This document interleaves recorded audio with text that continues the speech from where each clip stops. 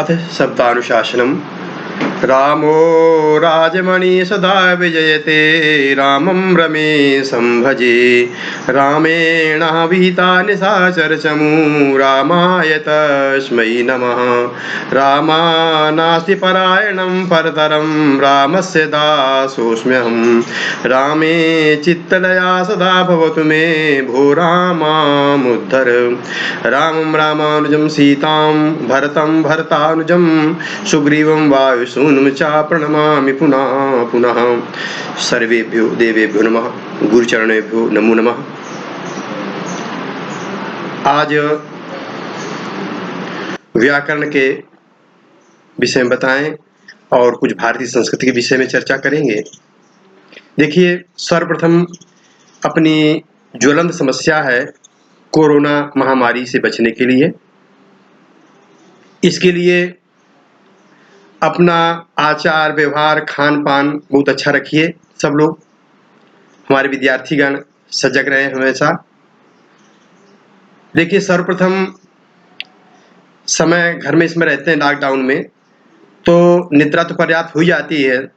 सुबह ब्रह्म मुहूर्त में जगिए। कहते ब्रह्म मुहूर्त की जो वायु होती है इतनी पवित्र होती है, इतनी शुद्ध वायु होती है कि इस 24 तत्वों से बने शरीर में जिस तत्व कमी होती है, जैसे इंजेक्शन लगा करके डॉक्टर लोग तत्व प्रविष्ट करते हैं शरीर में जिसकी कमी होती है, उसी तरह से ये हमारी प्रकृति माँ जो है शरीर में जिसकी कमी होती है वो पूरा कर देती है। समय से उठिए और शौच आदि क्रियाओं से निवृत्त होकर के ऊषा पान जरूर करना चाहिए। ऊषा पान उसे कहते हैं कि जो शौच जाने पहले जल पिया जाता है, जल पान करके शौच जाना चाहिए। दंत धामन वगैरह करके स्नान आदि से निवृत्त होकर के भगवान का ध्यान करें। उसमें 100 आसन, सर्वप्रथम 100 आसन करके अपने श्वासों को नियंत्रित करें। श्वास प्रश्वास का नियंत्रण सही रखें करें। इसके बाद में प्राणायाम एक तो अनुलोम विलोम प्राणायाम है, एक श्वास और प्रश्वास को नियंत्रित करने के लिए होता है। इसके बाद में प्राणायाम करना पूरक, कुंभक और रेचक। पूरक में ये होता है कि इडा पिंगला ये नाड़ियां हैं नासिका, दाहिने को इडा बाएं को पिंगला। पहले इडा से दाहिने से लेकर के बाएं से निकाल दें। तो उसमें क्या होता है, पूरक क्रिया को कहते हैं। प्राणायाम की पूरक क्रिया जो है, आप जितने क्षण में श्वास को लें उससे दुगुणित करके उदर में रोके जा करके, इसके बाद में उससे ज्यादा समय में छोड़ने में समय लगा, धीरे धीरे छोड़ें।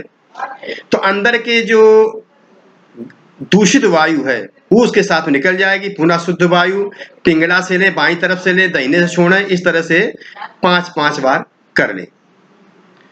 इसके बाद में ओंकार का उच्चारण, जब तक सांस रहे तब तक ज्ञान मुद्रा में बैठकर, ज्ञान मुद्रा बताया था ऐसे लगाकर पालथी मार के बैठ जाए। मेरुदंड सीधी हो, गर्दन सीधी हो।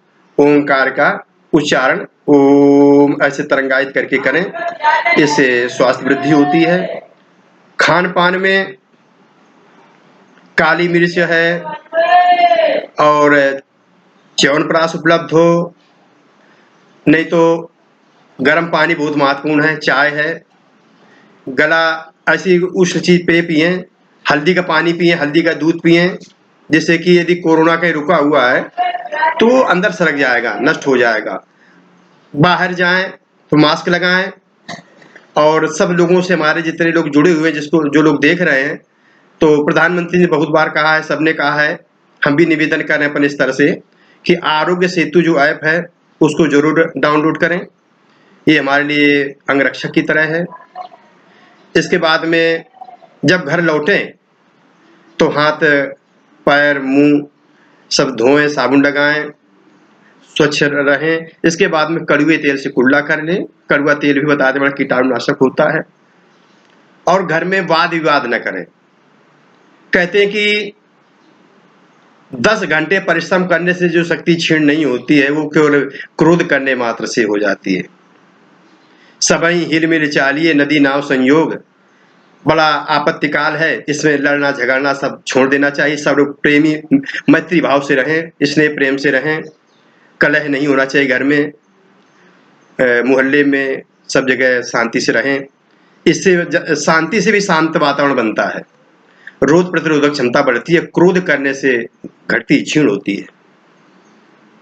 इसके बाद में भारतीय संस्कृति का एक प्रमुख अंग है वर्णाश्रम व्यवस्था।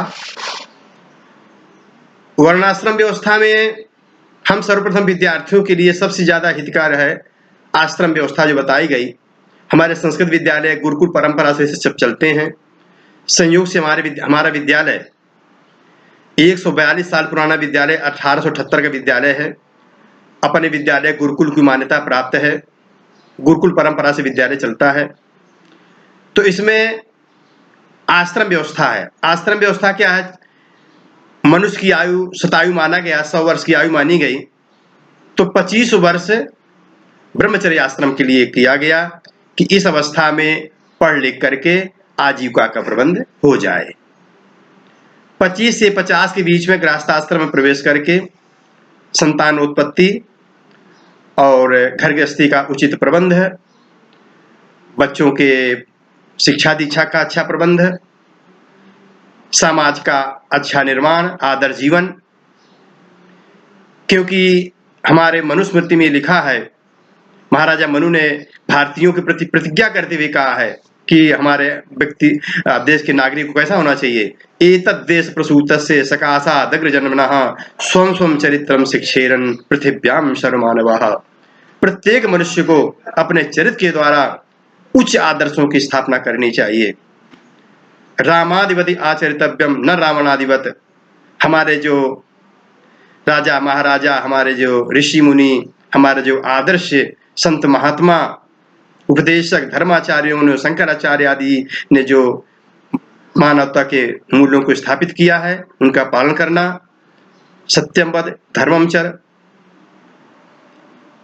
संतोषाद उत्तम सुख लाभा आदि नियमों का पालन करें, अपनी भारतीय संस्कृति को आगे बढ़ाएं।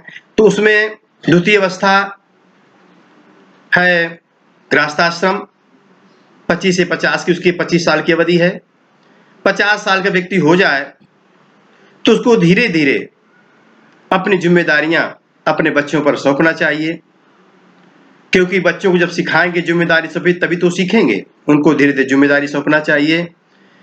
इसके बाद में धीरे धीरे अपने कामों को समेटना और वानप्रस्थ की ओर अग्रसर हो जाना, क्योंकि बड़े भाग मानुष तन पावा, सुर दुर्लभ सब ग्रंथन गावा। दुर्लभो मानुषो देहो, ये मानव से बड़ा दुर्लभ है, बड़े भाग से मिलता है। इसका सदुपयोग करने के लिए प्रतिदिन हरि स्मरण करिए। हमने बताया था कि राम हरि रमा के रूप याद करना, संध्या उपासन करना, सूर्यार्घ्य देना और पुण्य कर्म करना, सबसे प्रेम पूर्ण वातावरण करना, सबसे प्रेम से रहना, ये भी पूजा है, ये भी धर्म है। चोरी बेईमानी नशाखोरी इनसे सबसे दूर रहना, हमेशा सदाचार में जीवन व्यतीत करना, हमेशा स्वच्छ और पवित्र रखना। इसके बाद में समय आता है संन्यास का। चौथा पंथ है संन्यास आश्रम। 75 से 100 के बीच का जो समय है, इसमें सर्वथा सारी जिम्मेदारी छोड़ करके केवल हरिस्मरण और धर्म कर्म में लग जाना चाहिए। कहते हैं कि मरणम मंगलम अत्र। आदर्श जीवन जो होता है, जो संत महात्मा होते, धर्मात्मा लोग होते हैं, उनकी मृत्यु बड़ी आदरणीय होती है। कहते जन्म जन्म जतन कराही, अंत राम के यावत नाही। मनुष्य शरीर की सार्थकता इसी में है कि अंतिम समय में भगवान का स्मरण हो जाए और हमारा इस बारंबार जन्मत मर दुसह दुख हुई, इस भव सागर से हम पार हो जाएं, बार बार माता के घर में हमको ना पड़े, बार बार हमको मरना ना पड़े। ये सब करना चाहिए। भारतीय संस्कृति की रक्षा करनी चाहिए, क्योंकि गीता में कहा स्व स्व कर्म लता संसिद्धियों लभते न रहा। आप जिस क्षेत्र में हैं, जहां पर हैं, वहीं से अपने देश की सेवा करिए। देश हमारा सब कुछ, हमारा राष्ट्र सब कुछ है। राष्ट्र की सेवा के लिए आप जिस स्तर से हैं, आप अध्यापक हैं, अच्छा पढ़ा दीजिए, डॉक्टर हैं तो अच्छी उच्च चिकित्सा कर दीजिए, आप किसान हैं तो किसानी में भी बहुत बड़ा क्षेत्र है, बहुत बड़े आयाम है। किसान तुम्हारा अन्नदाता है, अच्छी किसानी करें।